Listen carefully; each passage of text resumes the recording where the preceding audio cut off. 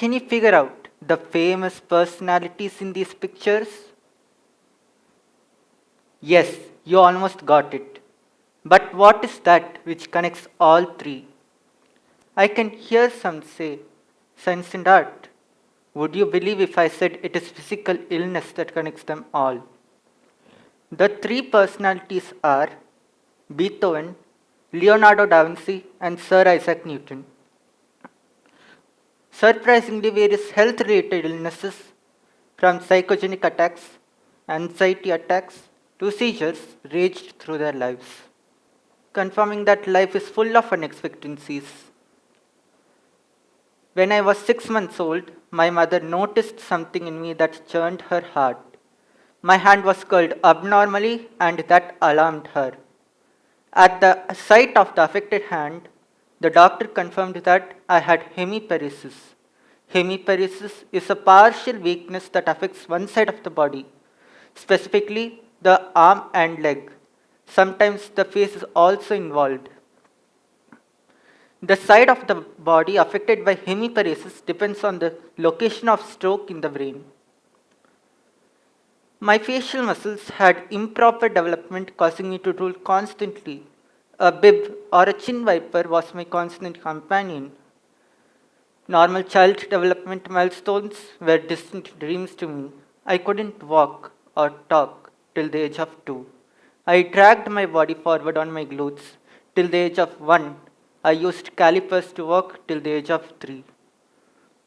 I had food allergies to non-veg, peas, and milk, and that led to hypocalcemia, commonly known as calcium deficiency. When I was 5, the frightening episodes of epilepsy started. For every seizure episode, the doctor would prescribe many anti epileptic medications. These medications have side effects, mainly nervousness, day drowsiness, and aggression. There have been acute overdose occurrences leading to metabolic derangements and dysfunctions. Epilepsy is characterized by the brain's abnormal electrical signals with brief episodes of loss or disturbance of consciousness, which may include uncontrollable body movements, sensory or psychiatric phenomena.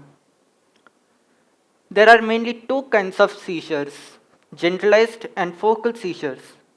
Focal seizures start with abnormal electrical activity confined to one small part of the brain. These seizures can be subtle, often being unnoticed or mistaken for intoxication or daydreaming. I was affected by these focal seizures. According to a WHO report, more than 50 million people worldwide have epilepsy.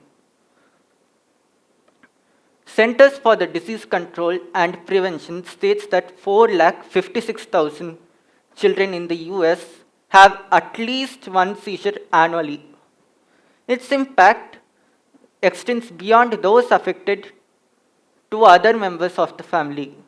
It is common for parents and siblings of a child with epilepsy to experience anxiety, feelings of helplessness, or guilt in the response to the child's seizures. I have handled the seizure disorder for more than a decade and hemiparesis for almost my lifetime with the care and support of my mother and family. She educated me on managing my attacks and established routines. My grade 10 board exams were tough. It took a toll on me. During the study holidays for my science board exams, I had seizures and was hospitalized. But I overcame the trauma and cleared my board, scoring more than 400 marks out of 500.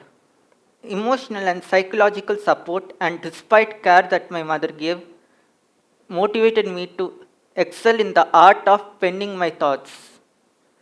I had written a story titled The Magical Book Catastrophes.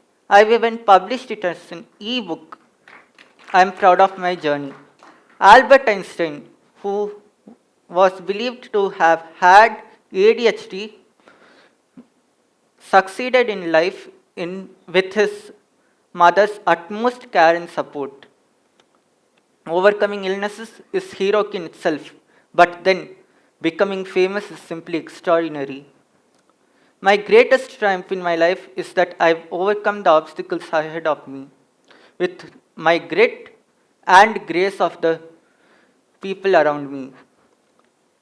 For all the caregivers, family, and members who brace through sufferings, remember to create a positive environment, educate yourself, communicate openly, prioritize self care, and seek support networks. With resolve, we can surpass all the obstacles. I quote Helen Keller: "You will succeed if you persevere, and you will find joy in overcoming obstacles." Thank you.